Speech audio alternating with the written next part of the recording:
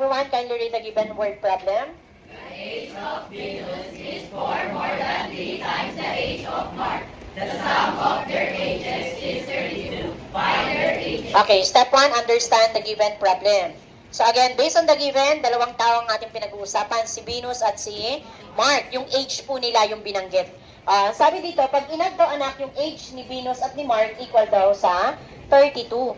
At ang binanggit lang po, yung age daw ni Venus ay 4 more than 3 times the age of Mark. So meaning, hindi pa rin exact age yung binanggit kay Venus. At the same time, yung kay Mark ay hindi rin po binanggit. So step 2, identify the unknown.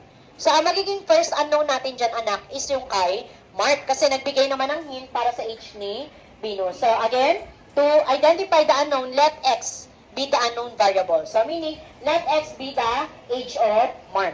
And then dito tayo magbe-base para makuha natin yung mathematical expression para sa age ni Venus. Ang sabi po, 4 more than 3 times the age of Mark. So what do you think will be the mathematical expression? Yes, Garcia.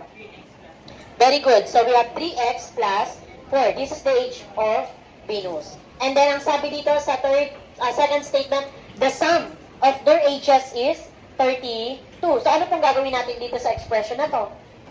The sum. I-add po natin. Then equal daw sa 32. So this will become x plus 3x plus 4 is equal to 32. So same procedure, since wala namang constant sa labas ng parenthesis, pwedeng mag-direct. Ano na po tayo? Combining like terms. So based on the given at the left side of the equation, what are like terms? X and 3x. So what is the numerical coefficient here? 1. So 1 plus 3, 4, and then copy the variable x. And then the remaining terms, i-bring down lang po yan.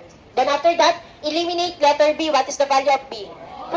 So get the additive inverse. Negative 4. Or just apply subtraction property of equality. Subtract both side of the equation by negative 4 or by 4. So therefore, cancel yan. Kung anong ginawa sa left, ganun din po sa right side. Then anong natira sa left side, anak? 4x. And then 32 minus 4.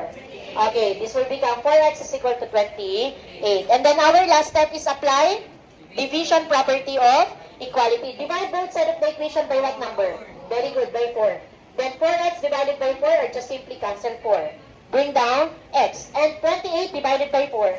Okay, therefore the value of x is 7. And 7 is also the age of Mark. So 7 years old lang anak si Mark. Now, how to identify the exact age of Venus?